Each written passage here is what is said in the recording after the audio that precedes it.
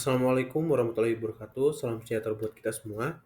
Di sini saya Egy Merdeka Bangun akan melaksanakan tugas dari mata kuliah e-commerce bisnis dalam dosen pengampu yaitu Bapak Muhammad Ihwan Saputra Skom dan Mkom. Nah, di sini saya akan menjelaskan dari jurnal yaitu berjudul Aspek Hukum Perlindungan UMKM dalam Penjualan E-commerce. Nah, ini ada jurnal. Kita lihat dari judulnya pertama. Nah, judulnya itu pertama itu adalah Aspek Hukum Perlindungan UMKM dalam Penjualan E-commerce. Nah, ini penulisnya itu Muhammad Arbani. Dari sumbernya itu Syntax Admiration volume 6 nomor 2 tahun 2025 ya. Di sini ada linknya, kita bisa lihat.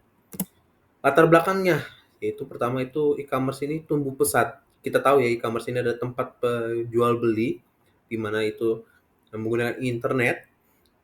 Di sini juga semakin besar UMKM ini untuk menjual bisnisnya gitu kan, menjual dagangannya untuk UMKM ini dapat bisa lebih melebarkan sayapnya. Biasanya UMKM itu di satu toko atau misalnya di pinggir-pinggir jalan itu kan dia menjual ya dagangannya, tapi dengan e-commerce ini dia bisa dapat melebarkan sayapnya, bisa menjual di luar wilayahnya.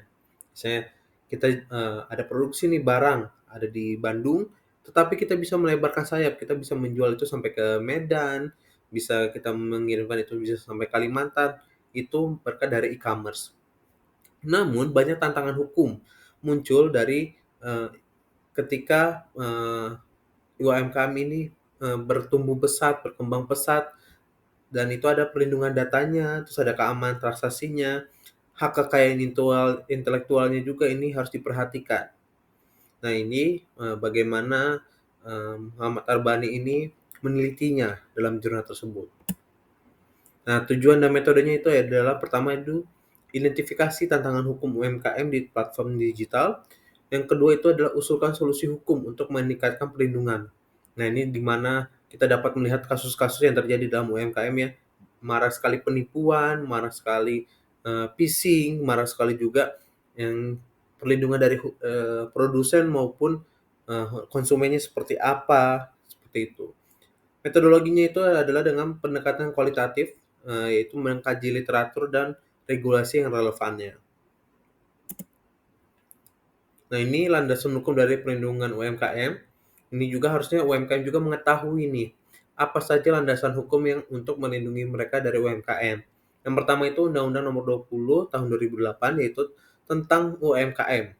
Pertama itu hak pembinaan dan kemudahan akses pembiayaan. Yang kedua, Undang-Undang Nomor 11 Tahun 2008 yaitu tentang Undang-Undang ITE. Nah, ini banyak sekali pasal karet di sini tentang mengatur transaksi elektronik, data pribadi, dan saksi penipuan. Yang ketiga adalah Peraturan Pemerintah Nomor 80 Tahun 2019 ditambah dengan Peraturan Menteri Perdagangan Nomor 50 Tahun 2020 yaitu mengatur transaksi elektronik, data pribadi, dan sanksi penipuannya. Jadi ini aturan turunan ya, jadi Undang-Undang ITE diturunkan lagi ke Peraturan Pemerintah tahun 2019, diturunkan lagi ke Peraturan Menteri Perdagangan ya. Yang keempat adalah regulasi OJK atau Otoritas Jasa Keuangan, yaitu regulasi dari fintech, yaitu peer-to-peer lending bagi UMKM-nya. Nah, ini lambang pendukungnya. Ada Kemenkop UKM ya. Di sini bagaimana Kementerian Koperasi dan UKM ini untuk membina digital, bagaimana UMKM ini dapat menjual hasil dari karyanya atau dagangan mereka itu secara digital atau melalui e-commerce. Yang kedua adalah OJK atau Otoritas Jasa Keuangan. Bagaimana Otoritas Jasa Keuangan ini mengawasi fintech atau akses pembiayaannya seperti apa, dari peer-to-peer-nya atau bagaimana pembayarannya, itu kita bisa melihat. Apalagi sekarang itu kan bisa melalui pakai GoPay, Dana, terus dari OVO, itu juga diawasi oleh OJK. Bagaimana pembiayaannya, bagaimana juga pembayarannya, itu juga diawasi oleh OJK. Yang ketiga adalah KPKI, ini melindungi konsumen dan pelaku UMKM ya, biasanya ini untuk haki ya. Terus yang keempat ada IDEA, di sini itu edukasi dan pendampingan hukum terhadap e-commerce Indonesianya. Jadi ini asosiasinya ya, Asosiasi dari E-commerce Indonesia.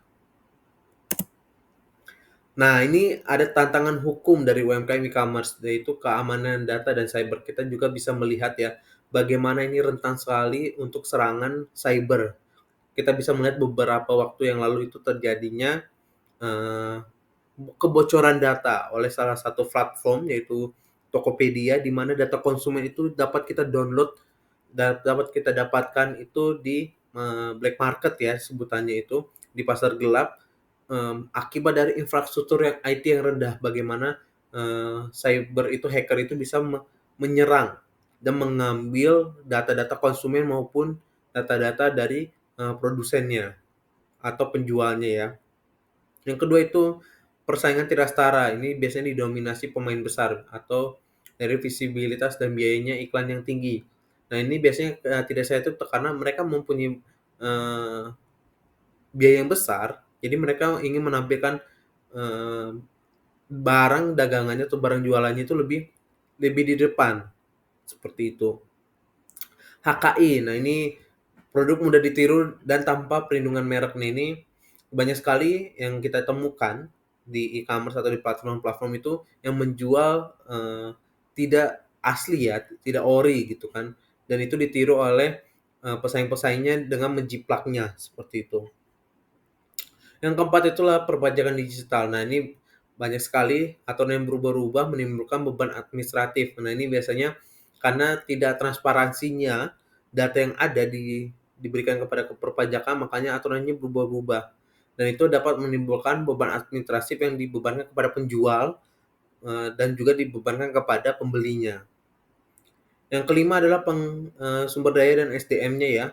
Jadi kurangnya pemahaman IT, informasi teknologi, masalah inventaris dan pengirimannya.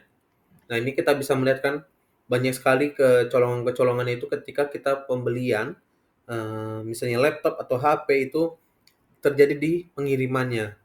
Itu bisa diambil atau juga tidak pas apa pengiriman dari si penjual sampai ke pembelinya. Seperti itu. Nah, solusinya itu mengatasi tantangannya itu adalah pertama regulasi adaptif dan penegakan hukum. Nah, ini sangat rendah lagi penegakan hukum di Indonesia untuk menindak ya, apalagi penipuan-penipuan yang terjadi di e-commerce maupun di platform yang lain itu ketika penjual ini menipu hasil barang dagangannya ketika kita bisa membelinya laptop yang datang hanya batu bata gitu kan.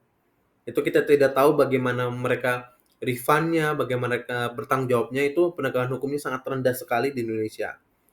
Terus adalah update aturan dan e-commerce, yaitu dari data pribadi. Nah, ini penegakan hukum yang di Indonesia, apalagi kemarin kebocoran data di Tokopedia gitu kan, tidak ada sanksi maupun bagaimana dari pemerintah untuk menghukum atau menegaskan bagaimana kebocoran data tersebut. Itu yang kedua adalah jalur hukum yang jelas saat terjadi sengketa. Yang kedua adalah edukasi dan pelatihan hukum untuk UMKM.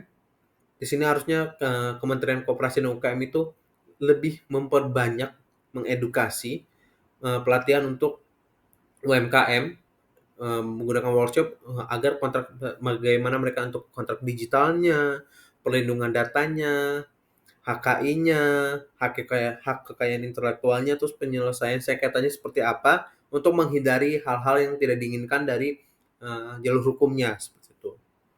Yang ketiga adalah kolaborasi multi stakeholder. Di sini adalah pemerintah harusnya memberi fasilitas regulasi dan insentif bagi UMKM agar mereka bisa lebih mengembangkan usahanya. Yang kedua adalah platform sistem pembayaran aman, kebijakan retur, dan dukungan teknis. Nah, yang tadi saya sebutkan, ketika terjadi retur, itu kebijakannya seperti apa, harusnya kepastian diberikan kepada penjual maupun konsumen itu seperti apa, dan juga pembayarannya aman. Terjadi banyak sekali marak yang OTP-nya bocor, dan itu akhirnya menyedot semua isi dari misalnya GoPay, Dana, maupun OVO ya contohnya. Yang ketiga adalah asosiasi. Nah, ini harusnya ada advokasi dan komunikasi antar pihak seperti apa agar bisa menyelesaikan masalah hukumnya ya. Terus Rekomendasi kebijakannya ini fokus pertama adalah regulasi, penegakan, pendidikan, dan kolaborasi.